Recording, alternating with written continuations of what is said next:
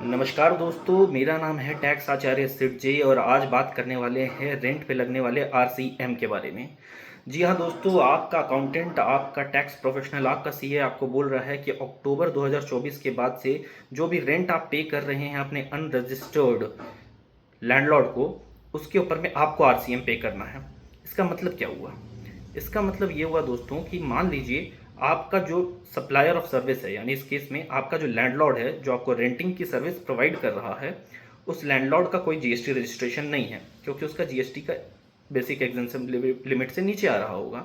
तो वैसे केस में क्या हो रहा है कि चूंकि वो अनरजिस्टर्ड है और वो आपको अपने बिल पे जीएसटी काट के नहीं दे रहा है, तो आपको उसके बिहाफ में जीएसटी जमा करवानी है।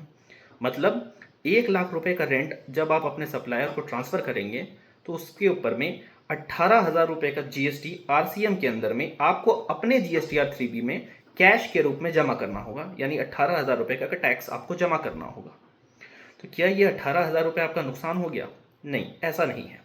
जैसे ही आप आरसीएम के अंदर में कभी भी टैक्स जमा करवाते हैं, सेम मंथ में आप उसका इनपुट ले लेते हैं। इसका मतलब ये हुआ कि एक तरफ तो आपका आउटपुट 18,000 रुपये आरसीएम के अंदर में बना, वहीं 18,000 रुपये का आपने इनपुट ले लिया।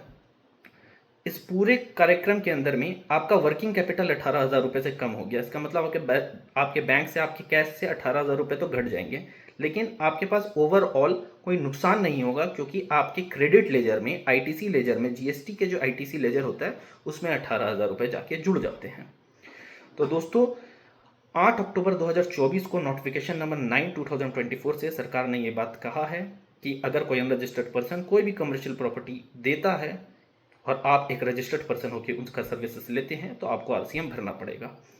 अच्छा, कुछ लोग कहते हैं कि नहीं नहीं सर, ऐसा करिए कि दिखाइए कि मैं रेंट ही नहीं देता। सर, बात ऐसी है कि आप चूंकि रेंट पे कर रहे हो, आपने अपने रेंट का खर्चा का बाद लिया है पीएनएल में, आपका ऑडिट रिपोर्ट सरकार कभी भी मंगाएगी और उसमें रेंट का खर्चा देखेगी, उसमें आरसीएम भी लगाएगी, इंटरेस्ट भी लगाएगी, पेनल्टी भी लगाएगी।